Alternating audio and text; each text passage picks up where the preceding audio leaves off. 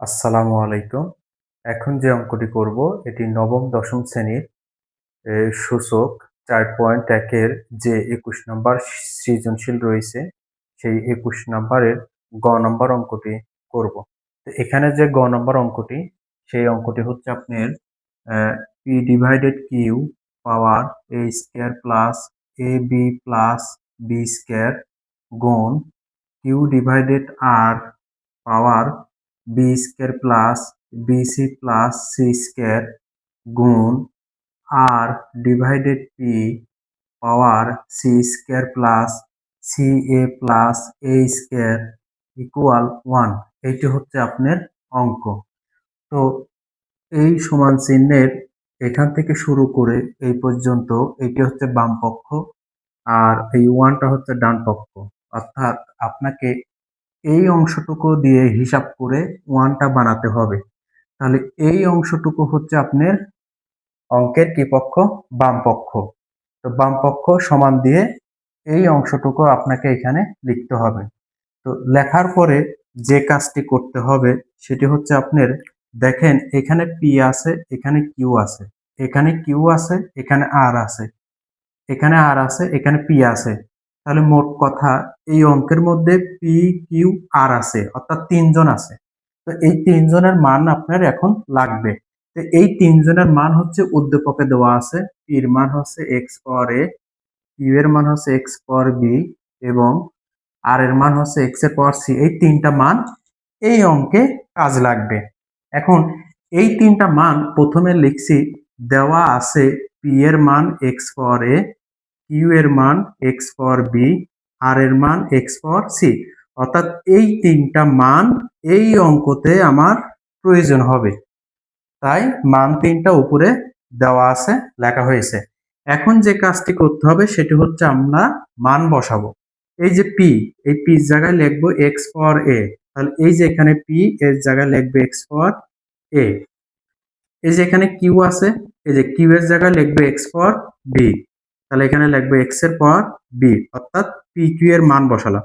আর এই পাওয়ার যা আছে তাই, অর্থাৎ এ square plus A B plus B square গুণ, আবার এখানে কিন্তু কিউ আছে, তাহলে কিউ এর জায়গায় লিখবে এক্স পাওয়ার বি।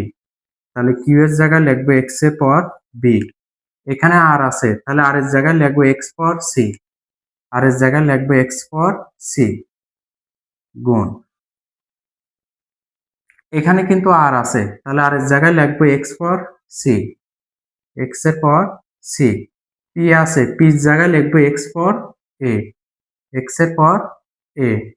আচ্ছা, এখানে আরেকটা বিষয়, এই মানটা কিন্তু এখানে লিখতে হবে b square plus b b c plus C square. আর এই অংশটার মান হচ্ছে এটা c square plus c a plus কি এ স্কয়ার। এই হলো মানটা বসালাম। তো বসানোর পরে এখানে একটা সূত্র কাজে লাগবে। সেই সূত্রটা এরকম যে এ পাওয়ার এম এর নিচে এ পাওয়ার এন, অর্থাৎ এ এ তার জন্য আপনাকে একটা এ লিখতে হবে। আর এই পাওয়ার থেকে এই পাওয়ারটা বিয়োগ হবে, অর্থাৎ এ মাইনাস এন। ঠিক আছে? তো আমার অঙ্কের মধ্যে আছে মূলত এই নিয়ম, আর লিখতে হবে ডান পাশের নিয়মে। তো সেটা কিভাবে খেয়াল করেন, এক্স এক্স এর জন্য একটা এক্স লিখতে হবে আর এর থেকে এই বিটা বিয়োগ হবে, অর্থাৎ এ মাইনাস কি বি, এভাবে হবে। ঠিক আছে?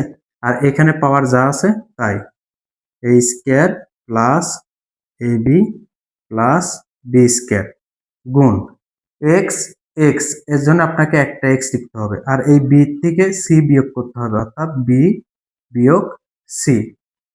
এখানে পাওয়ার যা আছে তাই, B square plus BC plus C square গুণ এক্স এক্স এর জন্য আপনাকে একটা এক্স লিখতে হবে আর এই সি থেকে পাওয়ার এ বিয়োগ করতে হবে, এটা সূত্র অনুসারে এভাবে। আর এখানে পাওয়ার যা আছে তাই, C square plus c a plus কি এ স্কয়ার, এটা।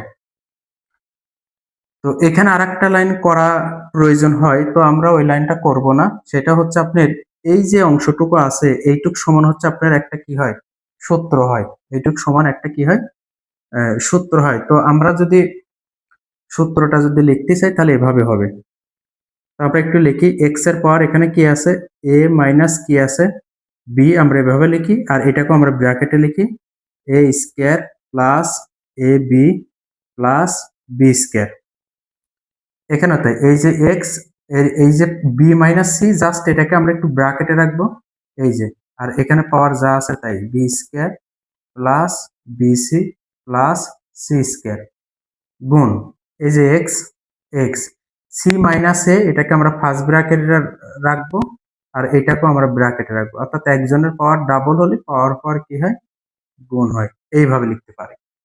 তো এখন আরেকটি যে সূত্র আছে, সেই সূত্রটি হচ্ছে, আপনি খেয়াল করেন যে এ কিউ মাইনাস বি কিউ, ঠিক আছে, এ কিউ মাইনাস বি কিউ এর সূত্র হচ্ছে এ minus B into A square plus A B plus B square, এটা হচ্ছে সূত্র। তো এখানে যে এক্স এর পাওয়ার, এখানে এক্স এর পাওয়ার, এখানে এক্স এর পাওয়ার, এখানে তিনজনের মাথার উপর মূলত এই নিয়ম আছে, আর আপনাকে এখন লিখতে হবে কি, এই নিয়ম, ঠিক আছে।